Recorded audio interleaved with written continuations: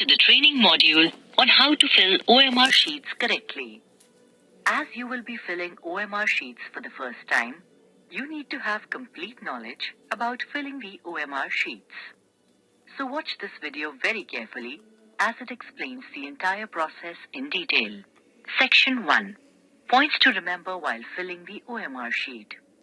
All your details like your roll number, name, etc. will be pre-filled in the OMR. You have to write the question paper code that is written in the question paper on the upper right corner of the OMR sheet in the space provided for the same. Then write the statement, "I confirm that all particulars given above are correct," in your handwriting, in the space provided in this box, and sign here in running handwriting. Only use a blue or black ballpoint pen for filling any information in the OMR sheet and also for giving responses. Use of pencil is strictly prohibited. If it is found that you have used the pencil for filling OMR, this will be considered as the use of unfair means. An action will be taken against the candidate as per the unfair means rules. Section 2. Points to remember while filling responses in the OMR sheet. There will be space for answering 60 questions in the OMR, irrespective of the total questions given in the question papers of any subject. You need to fill responses, that is, darken the correct circles only for the number of questions asked in the question paper, in correct serial order. Answers given after the maximum question number in the question paper will not be evaluated.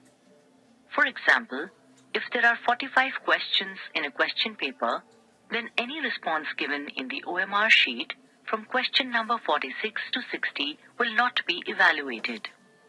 For giving a response, 4 circles, that is, A, B, C, and D, are given in front of each question in a row. You have to darken the correct response circle with a pen. Immediately to the right of the 4 circles, a box is given. You have to write the correct option in this box, that is, A or B or C or D, as the answer.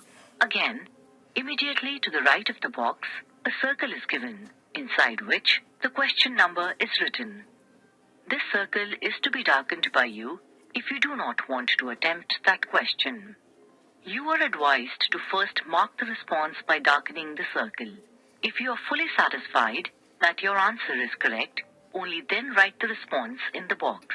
The purpose of giving a box is only that, if you wish to change your response, you can write the new response in the box. Even if you are satisfied with darkening the circle, this response has to be written in the box. You have to fill your responses both in the circle and in the box. Please note the following very carefully. If the response in the circle does not match with the response filled in the box, the response written in the box will be treated as final. If the box is empty and the response is marked in the circle, it will be considered that the question has not been attempted by the candidate. If a response is given in a box and the circle is left blank, it will be considered that the question has been attempted by the candidate. If all the 3, that is, 4 circles, box, and last circle are left blank, it will be considered that the question has not been attempted by the candidate. If all the 3, that is, 4 circles, box, and last circle are filled, it will be considered that the question has not been attempted by the candidate. With this, we hope that you all got a thorough understanding on filling the OMR sheets. Thank you for watching this, and all the best for your exams.